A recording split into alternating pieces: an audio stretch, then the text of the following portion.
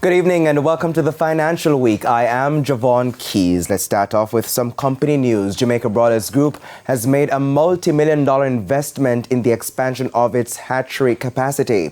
The entity officially opened the upgraded facility this week. Now, President and CEO of Jamaica Brothers Group, Christopher Levy, says this will more than double the output of baby chicks. Now, Mr. Levy says the increased capacity will also help shore up local supply of baby chicks, and that bite will come up shortly. $100 million in this facility here, and that's a significant investment. $1.5 million bring this hatchery up to amazing standards, and we're excited about it. More than anything else, this investment has increased the capacity by 70%.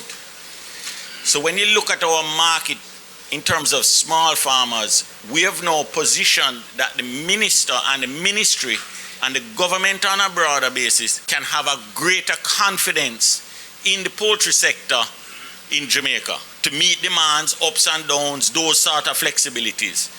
Now, Mr. Levy says the increased capacity will also help shore up local supply of baby chicks going to small farmers,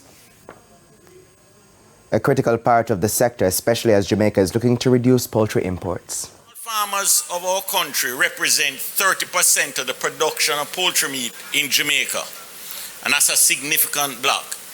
It's done by roughly 200,000 small farmers across the island. Yes, you have different pockets of concentration, mostly women, mostly a second income. It is the most important sector in our country as it regards poultry. And the question about that, why that is, guys, is that it is the first line of defense against imported poultry. Now, the start of the bulletin, I said we're talking about chicken, and now we're moving to liquor. Red Stripe is diversifying its product line. The company has introduced Rum Stripe by Red Stripe, a white rum mixed drink with fruit flavor. The product, with 9% alcohol by volume, will start off with 2 flavors. Now, Red Stripe's parent company, Heineken USA, has also brought to market 2 new canned Red Stripe rum cocktails, Red Stripe Rum Punch and Red Stripe Rum Mojito. Now, these products are only available in the US, of course, as the company continues to diversify its product offering not just in the local market but across the world. Now let's head to the foreign currency market now. The US dollar is being sold for an average $155.69. $115.32 is the going rate for the Canadian dollar. The average cost for the pound is $194.30, while it's costing $171.33 for the euro.